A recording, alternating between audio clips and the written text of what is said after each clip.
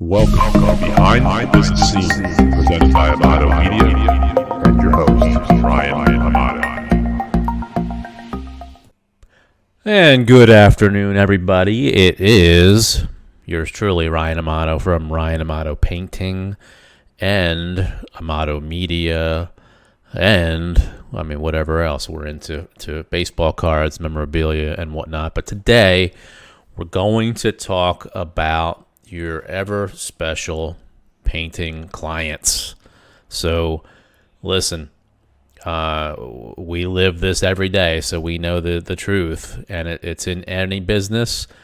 It's if you go to the store, it's if you go out anywhere, you're gonna run into people that are plain and simple jerks, right? You know, as soon as I said that, you had somebody in your mind that you've come across in the last month or so, because, you know, when things aren't going good, you see people's true colors. And for the last 3 months or so, we've all been kind of locked up in the house, or you've been able to go out to the grocery store or to Walmart or to wherever else you go. And I saw some miserable people out there, and it's no different in business. So I've been around a long time, it seems like, especially in the painting business. And I've seen everything, and I'm sure you all have some stories that you could share with us too, and we'd love to see them. Post them in the comments. But hey, guys, it all starts with that first phone call. So you know that first phone call, whether you answer the phone yourself, or you have somebody in your office, or you have a call center, or however you answer the phone, you get people who are just difficult. All of a sudden, they have no email address, or they won't give you their phone number. Sometimes they won't even give you their address. Heck, we've had people who want a virtual estimate, but won't send us pictures, won't tell us where they live. And then when we try to say, okay, well, if you can't give us all that, let's schedule an appointment that we can come out, they won't even give us that. So imagine that, guys. People call us. They call us. We don't call them. They call us wanting an estimate, but make it so impossible for them to get one that they end up not getting one. And all they do is waste our time. So what do? It's tough. The first thing to do is manage it on the first phone call. On your initial phone call, that should be strictly the first litmus test on whether that is somebody that you can work with, because, guys, it's not getting better after that phone call. If they won't give you their information, if they won't give you their email address, everybody has an email address, unless we're talking about somebody who's maybe elderly or is totally off the grid. Everybody has or can have access to an email address. They're free. I'm sure they have a smartphone. If they don't have a smartphone, they have no email address, they have no phone number.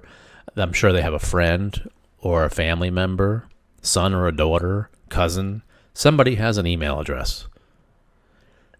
If they won't supply you with the basic information you need to do your job, how are you going to do it?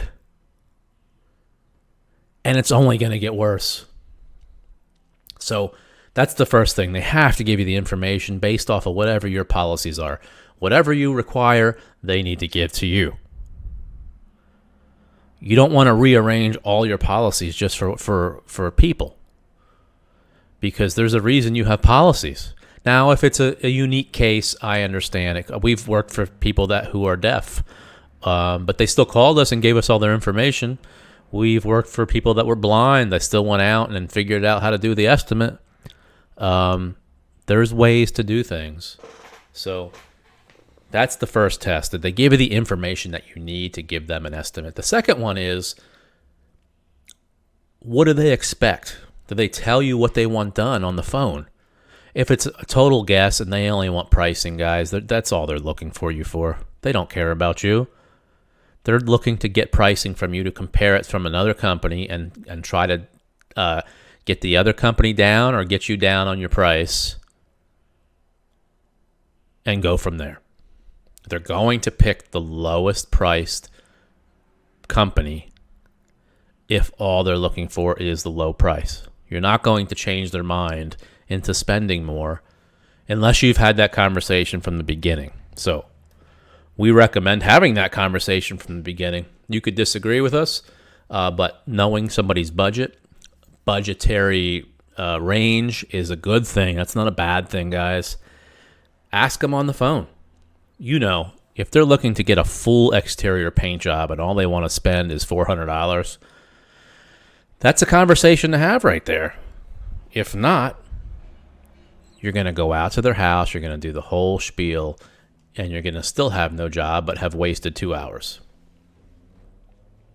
So let's make sure that we've taken care of this on the phone. There's no reason not to.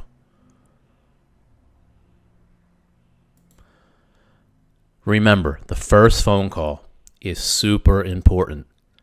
It's how the whole relationship is going to go for the job. So, we have to make sure it's a good one. Do you have a written process for everybody that answers the phone? No? Well, you should. And if you do, great. Good for you. Look at it every month and change it. We just changed ours today. You can always change things. And you can put them back to where they were.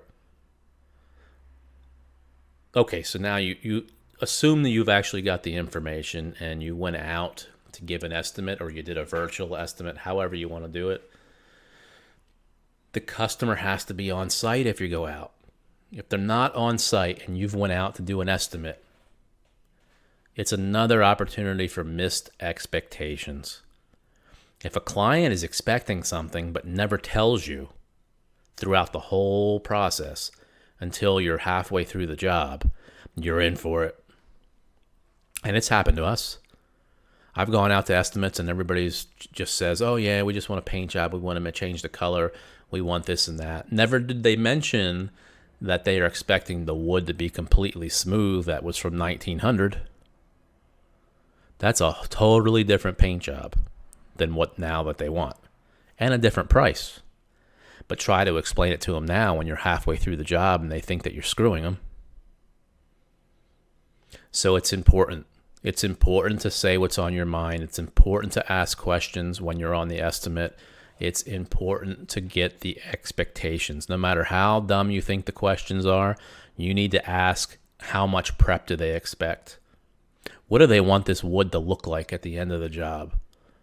What's going to make this job an awesome job for them when they step back and look at it? What could make it a horrible job? I want to know that. Have they had other jobs that went bad? I want to know that. What's most important to them? I want to know that.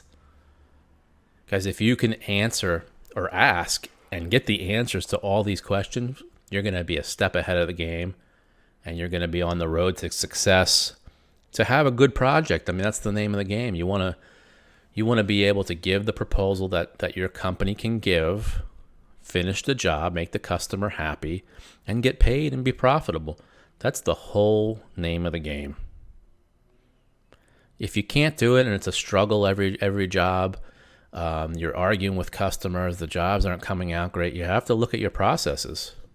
You can change them, but it's important. It's super important to be looking at these things all the time. So, what did we go over? We went over the phone call is super important. The information you get from the customer is super important. One thing is, so we do epoxy floors here, and it never fails that for some reason with epoxy floors, people just call around and think that we have a menu of, 2-car garage is this much, 3-car garage is this much. It just doesn't work that way. But when you ask for the information again, it's almost an impossibility to get it from some people. But without that information and the varying huge difference in pricing that an epoxy floor could be, let's just take, for example, maybe you have an 1,000 square foot garage floor, which is pretty big. I'm just using that for a round number. Say it starts at $3 a square foot just for a basic entry-level epoxy floor with a professional coating. So you're at $3,000. Well, some epoxy coatings could go up to $10 and more. So you could have a floor varying from $3,000 to $10,000. So what price do you give the customer without them giving you the information? And what happens is you price it your way, and some other company swoops in and gives them a low ball price, and they go with that because they never gave you the information. You didn't ask the questions, and you lost the job. So remember, again, ask for the information. You can't do huge jobs or very detailed jobs without all the information. You wouldn't go to the hospital without giving them all your information before you have a surgery. It's the same for your painting around the house. It's not as serious, but same idea. You want to have all the information to make a knowledgeable proposal and do a detailed and fine job that lasts. That's the idea of all this, guys.